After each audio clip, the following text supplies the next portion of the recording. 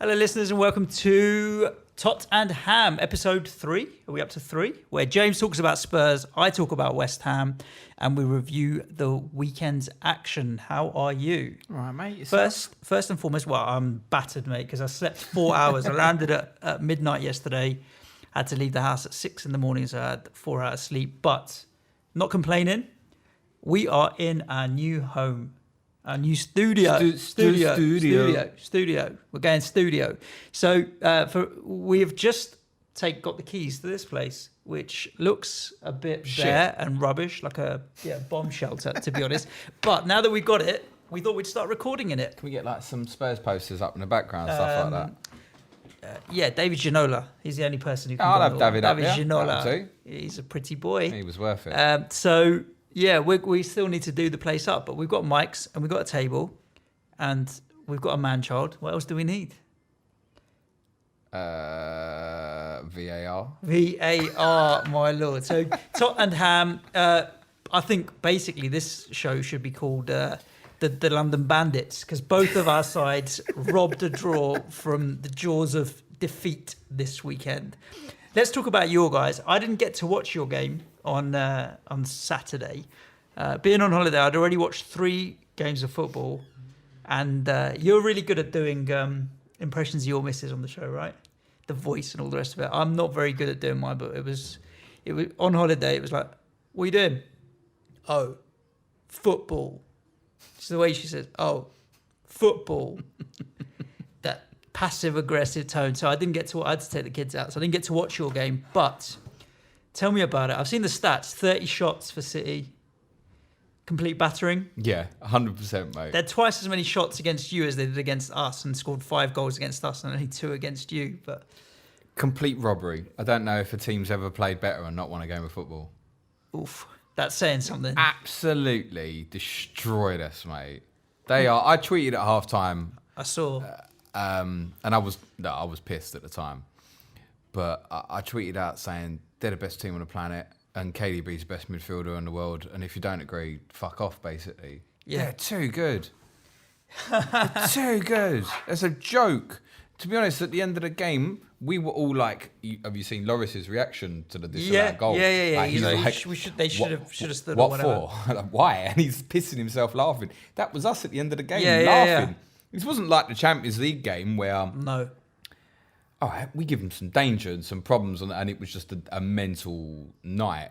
They hammered us, man. Yes. If they'd have won 6-0, nobody could have complained, mate. And from that point of view, why? Like, were they good, or you were not at the races? Ericsson started the game. I was really surprised with how we set up, that we abandoned this 4-3-1-2. Which I'm not a fan of, but as I've said to you previously, like in games like that, I get it. You need it. And one of the reasons is because the two that play sort of either side of, say, Wink, so if you had Ndombele left and Sissoko right, is to shut off those channels where City are so dangerous. Even if you think it'd become a bit of a joke, right? The analysis I did at the first live show about how Watford could stop City. That's what I was saying. Stop them channels. And De Bruyne in that inside right position, literally... For the 2 goals that they scored, as soon as he got the ball, I went, shit. Like, before he's even delivered, I know we're in massive trouble. And I think if we'd have played that system, I'm not saying that would have stopped De Bruyne, but it would have given him a lot more problems. And we just couldn't get out. The goals I saw, he did the same thing to you, similar to when he got the ball for us in between the halfway line and the penalty box, and he turns, the defenders are backpedaling, and as soon as he's running at you and you're running backwards, you're fucked. That's it. Game over. He'll pick the right but then pass. He's smart. Once you've gone too deep, he'll come back out, because then that's where the space is. Yeah. One of the things about De Bruyne is his incredible awareness of spatial areas. He knows when to run in behind. He knows when he's pushed you deep enough that now the space is to receive the ball to feet and then attack you with a whipped in ball or link from there. Unbelievable player, man. I mean, as much as I'm saying, I think the system was a big issue for Spurs at the weekend. I'm like, when he plays like that as he did for the first hour, nothing you can do to contain that team. Man. And he'll just find a different way anyway. Yeah, exactly. Yeah, I mean, City, you've got your City assets already in your Walker, Zinchenko and Sterling. No change there, keep them. Yeah, I mean, I'd love to have De Bruyne in, but, I'd love to have everyone in, wouldn't I? We can't have them all. So, no, I'm not forcing through the transfers on that. City, I mean, we talked about them more on the main pod, but they got an unbelievable run of fixtures now. Yes. Like, ridiculous. I'm still sitting on 3 as well. Ederson, Zinchenko, and Sterling. And, if I lost Zinchenko, I'd get KDB, but where'd you find the money? That's the problem that we all have. Yeah, that would have been my... If I was to say consider getting in like a Lundstrom, that's the first kind of move I'd have made. Yeah. Probably ditch Walker and then go up from like Mora to De Bruyne. It's completely affordable. Anyway, we're not talking about that. No, Spurs on the 2 goals that you did score. I thought Lamella's goal was sloppy defending from City as well. I mean, it was good build-up play, but they kind of backed off. I don't know why. I don't know why Ederson has not been hammered more for positioning. He completely went across to the left, and he shouldn't. Just positioning was awful. Yeah, it wasn't a goal that 8 out of 10 times they probably wouldn't have conceded it. Jamie Carragher was highlighting on MNF last night about their weakness to near post corners. Yeah, and all right, Mora scored another one here like that where people attack that space. That's the weakness you're finding in Man City. Do you know how difficult it is to get a fucking corner against them? Ridiculous. There's a couple of players I do want to talk about from Spurs. A couple of people have asked me this morning, triple captain Harry at the weekend. I said when we spoke about... I think I was joking about it with you as well. Yeah, we spoke about it when we was talking about too early, Piqué right? yesterday. No, definitely not, because I don't know how we're going to set up. The main question I'm getting, other questions are Son and Lucas. And will Son come straight back in, and will Lucas get back in? Yeah. My instinct is they'll probably both start, and we'll go back to a 4-2-3-1 at the weekend. But I don't know. With Eriksen in the middle of the two of them. Be guessing. I'd be really surprised if Sonny didn't start. But I'm holding on to Lucas. I'd take the view on it at the moment from what I saw in Newcastle at the weekend and the way we attacked Villa late in the game, that even if I've got Lucas for the last half hour, he might still be a weapon for me. So I'm not that fussed. I'll fix other problems in my team. You had Lucas and Fraser. You wanted to come away from Bournemouth. Fraser took a drop in price. Did you just swallow that? I've sold him. Oh, you sold him before he took a... Yeah, sold. Cool. And you went to? Oh, no, I didn't sell him. I took the drop on him Sunday night. Yeah, because I wanted to wait to see what was happening with Martial. We'll talk about that more later. And where did you go? Yeah, Martial. Oh, okay, fair play. The other one I really want to speak about Spurs is Ndombele. Yep, 6 million. He's gone up now to 6.1 million. 6.1, and there's every chance by the time the weekend comes around, 6.2. I'm seeing a lot of experienced FPL players sticking him in their team. I have no idea why. Yeah, he's not a consideration for me. And when I've ruled a player, I think maybe it's a weakness of me as an FPL manager. When I've ruled a player out as not part of my plans, whether he doesn't fit with the makeup of my squad or I just don't fancy him, I then spend zero amount of time on that player. And I'd ruled on Ndombele out ages ago. So I haven't looked at any of his stats or anything, but he's a holding midfielder at 6 million. Someone sent me a question yesterday and said, where would you rank Ndombele amongst these players in terms of would you favour him over? And it was like Goodmanson, Trossard, Mason Mount, a couple of others. I said I'd put Ndombele bottom. Yeah, of all of them. Probably Lanzini gets chucked in there. All the other players that he was asking about were all like attacking wide players or number 10s. I'm like, go with these. And Ndombele might go the rest of the season and not score. He's obviously getting noticed because 2 games, 1 goal, 1 assist. Mm-hmm. All right, the goal scored from the edge of the area. Nice finish. The assist for Lamela is a pass in the centre midfield. Like, it's just not a big deal. Yeah. I don't think there'll be a consistency of attacking returns there, and even more so with the likes of Son, Ali, Lo Celso. You've got to fit all these guys in, right? And that's the biggest thing about people saying to me, what do you think at the weekend the team will be? I don't know. I'd be guessing. I'm just giving my opinion that I think probably, Lucas and Son will play. But it seems like the right type of game to probably give Lo Celso a start if you're going to. Otherwise, he ain't going to throw him straight in at Arsenal away the week after. No. And Eriksen's back in the team. I don't know what that means. I took it as a positive that he might stay. Still 11 days to go until the transfer window and closes. The suggestion still is that Alderweireld, even though he's playing, could still go. Aurea could go. There's a few others. If there was a big foreign move for Danny Rose, I think with Ben Davies back fit, probably let him go. Did you see enough from Harry Kane to just ride it out as well? I don't know. No one's going to be subbing that guy out before Newcastle. I don't even think you judge football players against Man City anymore. What are you doing to judge it? Yeah. There was a brilliant shots graph So Kane had one shot at the weekend. It was from his own half, right? Really? Wow. It was just a shots graph of him taking a clearance, basically. It was gratifying to see City do that and know that it wasn't just us on the bloody opening day of the season. City Not that we can helped do that ourselves. to anybody, anytime. I really think, like, Liverpool are a little bit sloppy at the moment, but they've won 2 games, right? They have. If you don't continue winning games, they've obviously got like Arsenal at the weekend, Chelsea in game week 6. Like, were they to lose those 2 games, like, I can't see City not winning every game between now and when they play Liverpool in game week 12. Yeah. They probably won't, but you can't see any different. No. They're just too good at the moment. Yeah. Too good. They're stronger. De Bruyne's back, man. And you got Foden adding in there's not even getting minutes. Rodri. No one's talking about where's Fernandinho. Sterling. Stones don't play at the weekend. No, Otamendi did all right. Let's talk about Rodri briefly before we move on to Brighton West Ham. The headline on the BBC website was tactical fouling or something. Are City getting bad tactical fouls? Are Man City unfairly maligned? No, they're brilliant at it. Sure. But it is so petty and tactical. Like, okay, so I looked at the stats from your game. I think you guys committed 4 or 5 fouls. They'd committed 13 or 14. You know why we didn't commit many fouls, don't you? Well, we couldn't get bloody near them. Yeah, true. But the ratio was exactly the same when we played against them. We'd committed 4 or 5. They committed 13 or 14, like 3-1. So for a team that has 70-80% possession, they didn't against you, but there was a lot less. But still. They've got the ball twice as much as you have, but they're committing 3 times as many fouls as you are. In open play, what's the only way to damage Man City? In open play, long ball? It's counter-attack, isn't it? You've got to be quick. I suppose, yeah, true. So what do? They shut you down. They shut you down. They're not worried. For them, they don't play as well for them. It's not like Liverpool at their peak best play at a really fast tempo, right? City only do it really late in the game if they have to force the issue. Otherwise, they're quite happy with quite a slow pace. Patient. Their mantra. Listen, Guardiola did this at Barca and Bayern as well. If a team's there and he's in a counter-attacking position that's a danger, his objective is shut that down. Just shut it down. From that perspective, he's no different than a Mourinho. He just sets up his teams differently originally, right? Yeah.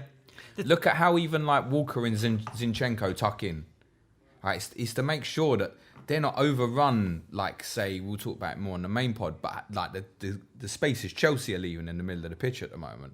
City won't allow you that. No. Just not having it. No. They know that's their weakness. It's another reason why I'm surprised Moura didn't start. You know, I say not all fouls are equal. Not all fouls are equal, right? You've got the nasty ones where you know the player's out to hurt someone. No one likes to see those. And you've got the ones that just the player's trying his best, but he's just a little bit too slow or mistimed or whatever. Best intentions. The thing with these is they're not nasty because they don't hurt people, but they are cynical. Cynical, yeah. They know what they're doing, and that's what pisses people off. It's like it's dirty with your head, not with your like aggression necessarily. You know what you're doing, and that's what annoyed me. And then it's the repetitive nature. It's like, how many fouls does Rodri have to make before he gets a yellow card? Because he made 3 or 4 against us, and he didn't get any yellow card. They're all cynical. Unless referees change it. Nothing's going to happen. And get so more why consistent. what are we worrying about? But they're committing fouls that are not bookings as individuals, right? No, but essentially, it's all the repetitive nature them of little it. trips and little pushes, and unless you Shirt physically pull pull and the stuff. shirt pull will be a booking. But unless you do that, you're probably going to get away with it. Unless they've got into your half. City shut it down like on the edge of the box of the opposition, right? Like straight away, they've got the ball, right? Commit the foul if necessary. That's the first thing. How can we get the ball off them? Their first objective is win it, but if they can't, it's stop them and at least allow themselves to get into a position. Then once the opposition's got it, they'll go and hunt again in their packs. Yeah, it is what it is, I suppose. There's no point in dwelling too much about it. It's become a Man City show. Your team were lucky Saturday as well. We were. Probably not as lucky as you guys, but still to get away with it. Last year, we went there, should have won and lost. This year, we went there, should have lost and got a draw. So I suppose we'd call that progress, maybe. I have no idea. But there was a lot of changes from the original game. Antonio was dropped. Anderson and Allaire were injured. And then at the back, Agbona came in for Balbuena and Cresswell was dropped for Masuaku. I thought Masuaku would be dropped Cresswell would be dropped for Masuaku. I didn't see Balbuena getting dropped for Agbona, but Agbona was at fault for some of the defensive errors. He didn't look to be 100%. I don't get that Balbuena change. I don't either. And then Agbona was given the armband as well, which was weird as well. Like you'd better off giving it to Rice or anyone. I saw Jack started again. He did 2 games in a row. 45 minutes. He gets a gold star if he does 3 starts in a row. It's a merit He gets badge. a certificate. And okay, I'm not a fan of Chicha up front on his own. He's not a lone front guy. He's too small. No, he took the goal well. He really did. But I don't know. When I see Chicha as our lone front guy, it never fills me with joy or happiness. I'd rather Antonio played up there. And we were better when Antonio came on, definitely. Snodgrass as well gave us some opportunities. We did kind of sort of get in behind a little bit. I've been getting Twitter mentions and whatever, people asking about one player and one player only, which is Lanzini. And there are just so many other better options. I don't know why people are considering Lanzini. Really? Yeah, I think there are better options out there. Lots of different price points. Even if you were dropped down to Ceballos or McGinn, I think they're better options, even if they were the same price as Watford away, Lanzini. Norwich at home next 2. I think that's what's tempting a lot of people. I sold Allaire yesterday. You've finished. Yeah, I did. And so I I got into bed at 1:30 in the morning. What did I do? Flipped up FPL statistics. And it said Pukki was on his way up and Allaire was on his way down. So I was like, that's a 0.2 spread. I'm not going to sleep on that. So I went from Allaire to Pukki. What happened? Allaire didn't drop and Pukki didn't rise. But they will. Hopefully this week, yeah, if that happens, They will. that happens. And I'm now owning no West Ham players, and I'm going back to James from 2017. Instantly, 18. your team looks much better already. I'm going to James 2017-18. I'm not picking any of my West Ham players at all for the rest of the season. Are you setting that as a rule? Yeah, I'm done. I don't want to pick any of my own players. It's just it fails. Right? I don't like it. I don't like that. You feel disloyal when you bench them or whatever. I'm not picking any West Ham players. I'm not saying that's a rule. I'm hoping to change my mind if we start banging them in. But for me, not interesting at the moment. So yeah, I've moved away from Allaire. Oh, man, I wish Why did you go Allaire in the first place? Because all you've got it's now goal is the Man and, City it's game. Goal and assist. You must have seen enough in that game when you went to Fulham. Yeah, goal and assist potential. So do you feel like the back three, the three behind him haven't been firing yet. No, but all right, you've only really in the league. We've only seen him in the Man City game, which again you can't judge, right? No, and he played all right in the first half. There, obviously as well. he missed the game at the weekend. Correct. You must have felt strong enough to know at the start you're playing Man City. There's a good chance this fella's going to lose value. Yep. You still went that way. Yep. So I'm a little unsure. I don't why... know. I didn't think he would lose value. I didn't think he would drop in value. Are you making this is the much change? more market-led. That's what I'm saying. Than Allaire. I've not lost faith in Allaire. I said at the start of the season, over the course of the season, at 7.5 million, he will prove to be a good asset. I still believe that.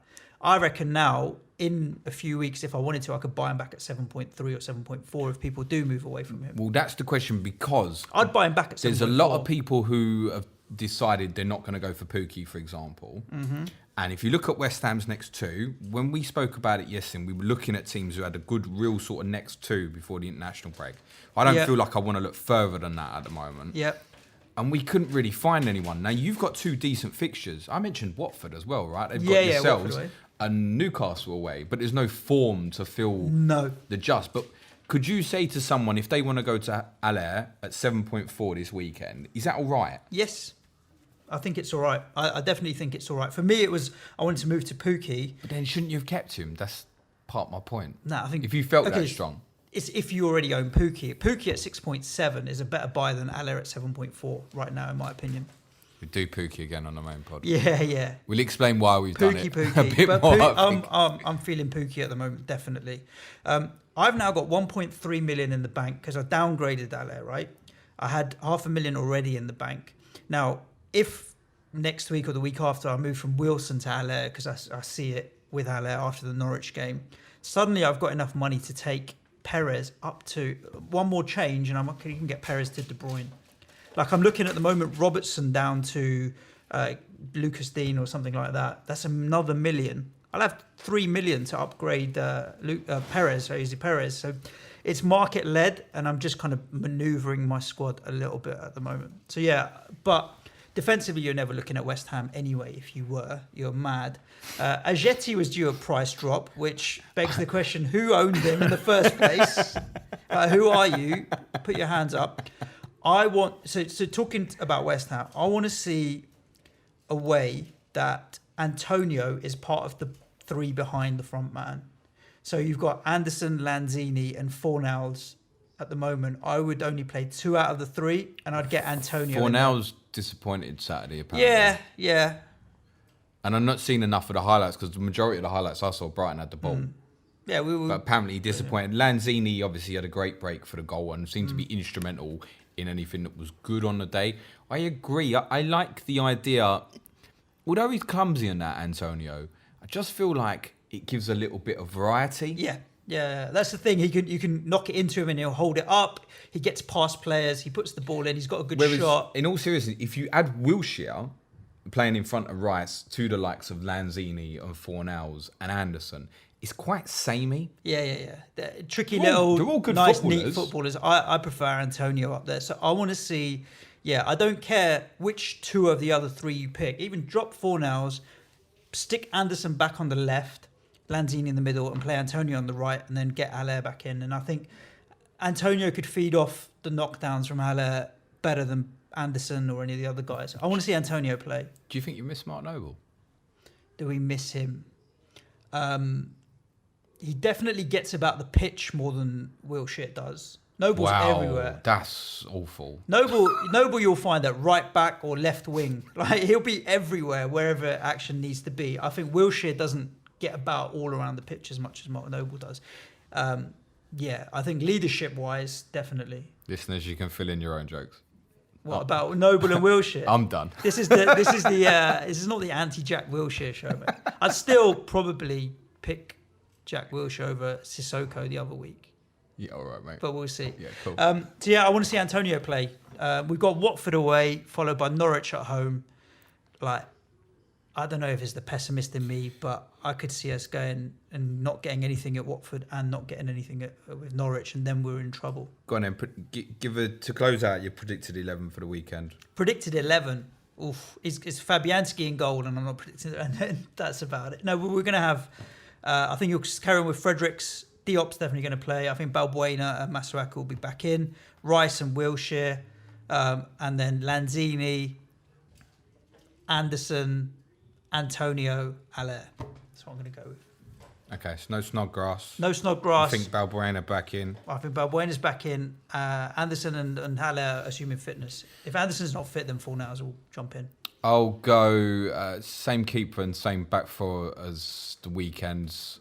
So no Vertonghen yet, or Ben Davis or Rory. I think it'd be the same. I'd really, really hope we play 4-2-3-1. I think it's the sort of game we can afford to leave Harry Winks out. Mm-hmm. Try Sissoko and on Dembele. Eriksen central, Son left, Moura right, Kane up front.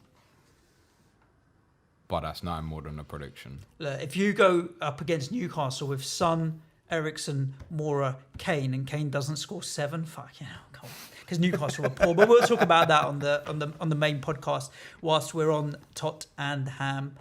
Just a brief reminder: Planet FPL Live is now 4 days away. It's Tuesday. It's and Saturday. 4.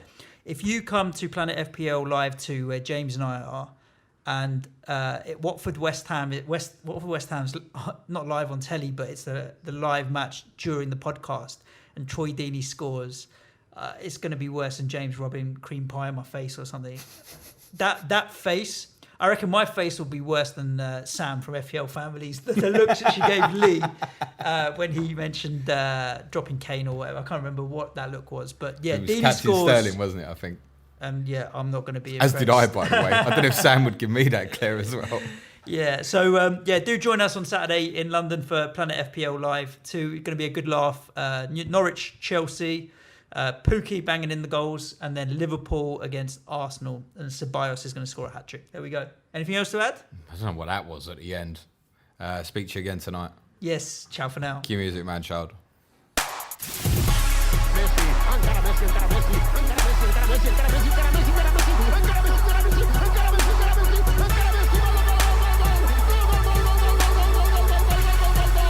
The Fantasy Football Show.